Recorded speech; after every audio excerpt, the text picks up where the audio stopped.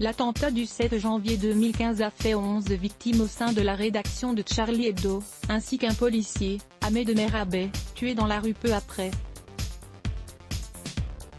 Stéphane de Sacoutine AFP. Alors que s'ouvre, mercredi 2 septembre, le procès historique des attentats de janvier 2015, Charlie Hebdo republie les caricatures du prophète Mahomet qui avait fait de l'hebdomadaire satirique une cible des djihadistes, a annoncé mardi le journal. Nous ne nous coucherons jamais. Nous ne renoncerons jamais, justifie le directeur de Charlie Hebdo, Rhys, dans le numéro dont la couverture reprend ses caricatures, en kiosque mercredi et accessible en ligne mardi à midi. La haine qui nous a frappés est toujours là et, depuis 2015, elle a pris le temps de muer, de changer d'aspect pour passer inaperçue et poursuivre sans bruit sa croisade impitoyable, assure Rhys. Numéro spécial, tout ça pour ça. Retrouvez, doigt pointé à droite, un florilège des charognards du 7 janvier 2015, doigt pointé à droite, procès, la part. https://t.co/Charlie Hebdo, Charlie Hebdo, 12 victimes et 12 dessins, publiés initialement par le quotidien danois Jylland Posten en 2005, puis par Charlie Hebdo en 2006, montrait le prophète portant une bombe au lieu d'un turban, ou en personnage armé d'un couteau flanqué de deux femmes voilées de noir.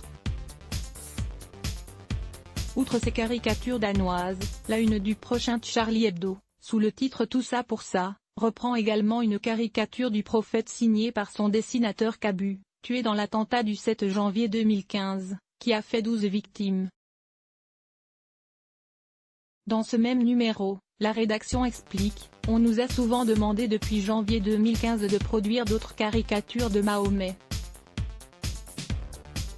Nous nous y sommes toujours refusés, non pas que cela soit interdit, la loi nous y autorise, mais parce qu'il fallait une bonne raison de le faire, une raison qui a un sens et qui apporte quelque chose au débat. Reproduire cette semaine de l'ouverture du procès des attentats de janvier 2015 ces caricatures nous a alors semblé indispensable. La décision de Charlie Hebdo de republier ses dessins, juste au moment de l'ouverture du procès historique, est extrêmement forte. Ces caricatures avaient provoqué, quelques mois après leur publication au Danemark, des manifestations violentes dans plusieurs pays musulmans.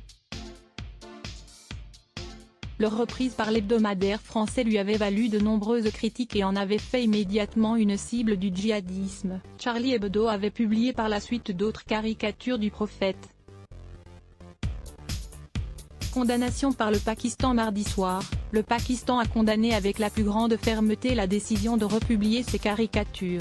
Un tel acte délibéré visant à heurter les sentiments de milliards de musulmans ne peut être justifié comme un exercice de la liberté de la presse ou de la liberté d'expression, s'est indigné le porte-parole du ministère des Affaires étrangères sur Twitter.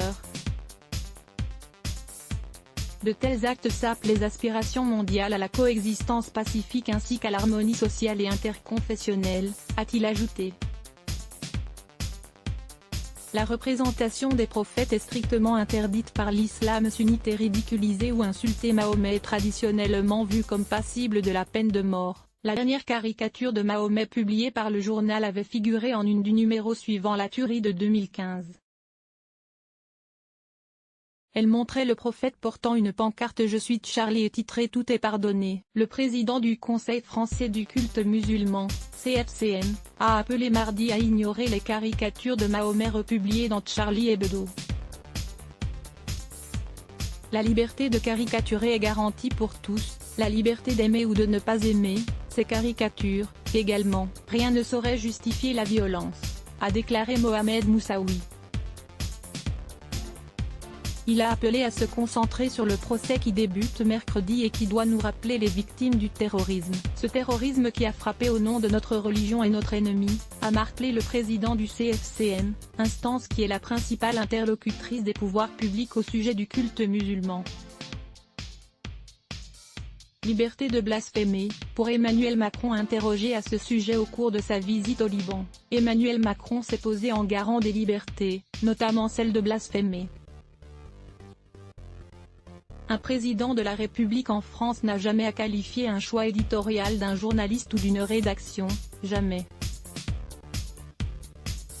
Parce qu'il y a une liberté de la presse, a-t-il dit. Dans notre pays, depuis le début de la Troisième République, il y a aussi en France une liberté de blasphémer qui est attachée à la liberté de conscience.